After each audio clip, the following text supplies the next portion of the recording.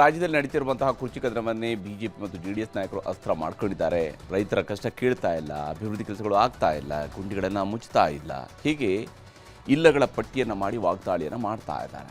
ಈಗ ಕಮಲದಳ ನಾಯಕರಿಗೆ checkmate ಇಡೋದಕ್ಕೆ CM ಹಾಗೂ ಡಿಸಿಎಂ ನಿರ್ಧರಿಸಿದ್ದು ದೆಹಲಿಯಲ್ಲಿನೇ ಸರ್ವಪಕ್ಷದ ಸಭೆ, ಎಲ್ಲ ಪಕ್ಷಗಳ ಸಂಸದರ ಸಭೆಯನ್ನು ಕರೆಯೋದಕ್ಕೆ ಸಿದ್ಧತೆಗಳನ್ನು ಮಾಡಿಕೊಳ್ತಾ ಇದ್ದಾರೆ.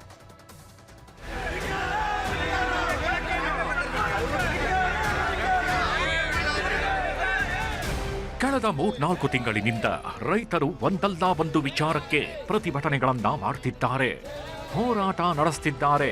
ಕಬ್ಬಿಗೆ ಬೆಂಬಲ ಬೆಲೆ ಕೊಡಲೇಬೇಕು ಅಂತ ಆಗ್ರಹಿಸಿ ನಡೆಸಿದ ಹೋರಾಟ ದೆಹಲಿ ಮಟ್ಟದಲ್ಲೂ ಸದ್ದು ಮಾಡಿತ್ತು. ಕಬ್ಬು ಬೆಳೆಗಾರರ ಕೋಪವನ್ನ ಹೇಗೋ ಸಿದ್ದರಾಮಯ್ಯ ಸರ್ಕಾರ ತಣ್ಣಗಾಗಿಸಿತ್ತು. ಆದ್ರೀಗ ಮೆಕ್ಕೆಜೋಳ ಬೆಳೆಗಾರರು ಎಂಎಸ್ಪಿ ದರದಲ್ಲಿ ಮೆಕ್ಕೆಜೋಳ ಖರೀದಿಗೆ ಪಟ್ಟು ಹಿಡಿದಿದ್ದಾರೆ. ತಾಲೂಕು ಜಿಲ್ಲಾ ಮಟ್ಟಗಳಲ್ಲಿ ಖರೀದಿ ಕೇಂದ್ರ ತೆಗೆಯಬೇಕು ಅಂತ ಪಟ್ಟು ಹಿಡಿದಿದ್ದಾರೆ. ರೈತರ ಪ್ರತಿಭಟನೆಗಳಿಗೆಲ್ಲ ಕೇಂದ್ರ ಸರ್ಕಾರದ ನೀತಿಗಳೇ ಕಾರಣ ಅಂತ ಮತ್ತೆ ಮುಖ್ಯಮಂತ್ರಿ ಸಿದ್ದರಾಮಯ್ಯನವರು ಕೇಂದ್ರದ ವಿರುದ್ಧ ಸಮರ ಸಾರಿದ್ದಾರೆ.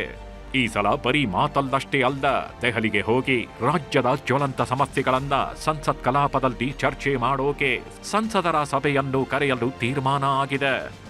ಮೆಕ್ಕೆಜೋಳ ಇವತ್ತು MSP ನಿಗದಿ ಮಾಡಿರ್ತಕ್ಕಂಥದ್ದು ಕೇಂದ್ರ ಸರ್ಕಾರ 2400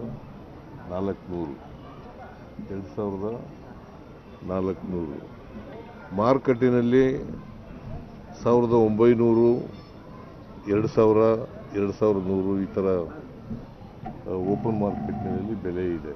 MSP ರೈತರು ಕೊಡಲೇಬೇಕು ಅಂತ ಹೇಳಿ ಹಠ ಹಿಡಿದಿದ್ದಾರೆ. ಸೊ ಅದರಿಂದ ರೈತರಿಗೆ ಸಹಾಯ ಮಾಡಬೇಕು ಅಂತೇಳಿ ಮಾಡ್ತಾ ಇದ್ದೀವಿ. ಎಥನಾಲ್ ಹಂಚಿಕೆ ಮಾಡೋರು ಕೇಂದ್ರ ಸರ್ಕಾರ,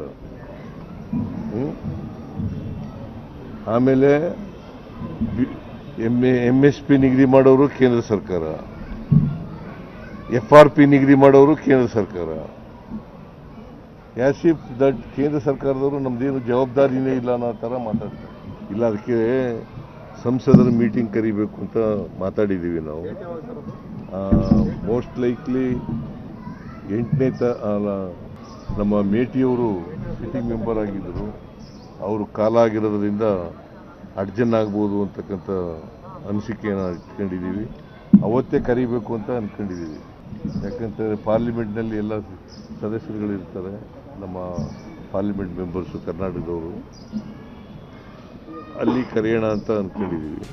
ಡಿಸೆಂಬರ್ 8ರಿಂದ ಬೆಳಗಾವಿ ಅಧಿವೇಶನ ಶುರುವಾಗಲಿದ್ದು, ಅದೇ ದಿನ ದೆಹಲಿಗೂ ತೆರಳಿ ಸಂಸದರ ಸಭೆ ನಡೆಸಲು ತೀರ್ಮಾನಿಸಿದ್ದಾರೆ. ಬರೀ ಮೆಕ್ಕೆಜೋಳ ವಿಚಾರವನ್ನಷ್ಟೇ ಅಲ್ಲ, ಮೇಕೆದಾಟು ಯೋಜನೆ, ಕೇಂದ್ರದಿಂದ ಬರಬೇಕಿರುವ ಬಾಕಿ ಹಣಕ್ಕೂ ಬೇಡಿಕೆ ಇಡಲು ಸರ್ವಪಕ್ಷಗಳ ನಿಯೋಗದ ಜೊತೆ ದೆಹಲಿಗೆ ಹೋಗಿ ಚರ್ಚೆ ನಡೆಸೋದಾಗಿ ಉಪಮುಖ್ಯಮಂತ್ರಿ DK ಶಿವಕುಮಾರ್ ಹೇಳಿದ್ರು.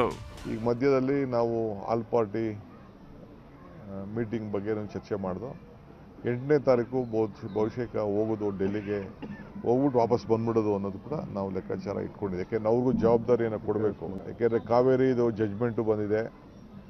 ಮೆಕ್ಕೆಜೋಳ ನಮ್ಮ ಬರಬೇಕಾದಂಥ ಹಣ ಏನೇನು ನಮಗೆ RDPR ಅಲ್ಲಿ ಬರಲಿಲ್ಲ, ಅರ್ಬನ್ ಡೆವಲಪ್ಮೆಂಟ್ ಬಂದಿಲ್ಲ, ಇರಿಗೇಷನ್ ಬಂದಿಲ್ಲ, ಎಲ್ಲ ವಿಚಾರಗಳು ಕೂಡ MP ಅವ್ರುಗಳಿಗೆ ಜವಾಬ್ದಾರಿಯನ್ನು ಕೊಡಬೇಕು.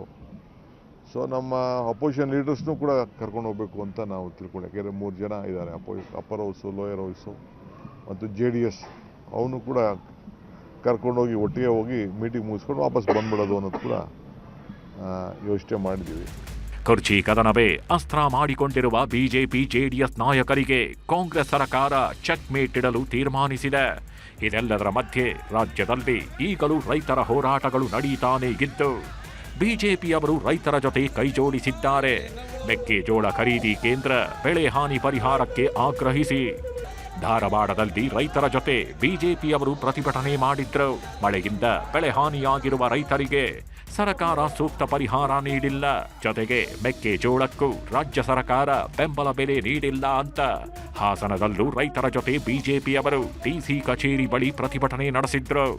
ಮಂಡ್ಯದಲ್ಲಿ ನಾಟಿ ಕೋಳಿ ತಿಂದು ಎಂಜಾಯ್ ಮಾಡ್ತಿರೋ ಸಿದ್ದರಾಮಯ್ಯ ಎಂದು ಬಿಜೆಪಿ ಮುಖಂಡರು ವ್ಯಂಗ್ಯವಾಡಿದ್ರು.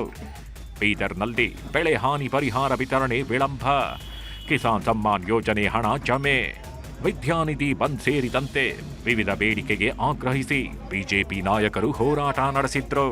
ಆದರೆ ರಾಜ್ಯದ ಅಭಿವೃದ್ಧಿ ವಿಚಾರಗಳನ್ನ ಮುಂದಿಟ್ಟುಕೊಂಡು ಕೇಂದ್ರ ಸರ್ಕಾರದ ಕಣ್ತೆರೆಸೋಕೆ ಸಿಎಂ ಡಿಸಿಎಂ ಮುಂದಡಿ ಇಟ್ಟಿದ್ದಾರೆ. ಇದಕ್ಕೆ ಬಿಜೆಪಿ ಮತ್ತು ಜೆಡಿಎಸ್ ನಾಯಕರು ಯಾವ ರೀತಿಯ ಸಹಕಾರ ಕೊಡ್ತಾರೆ ಅನ್ನೋದನ್ನ ಕಾದು ನೋಡಬೇಕು. Bureau report, news 18.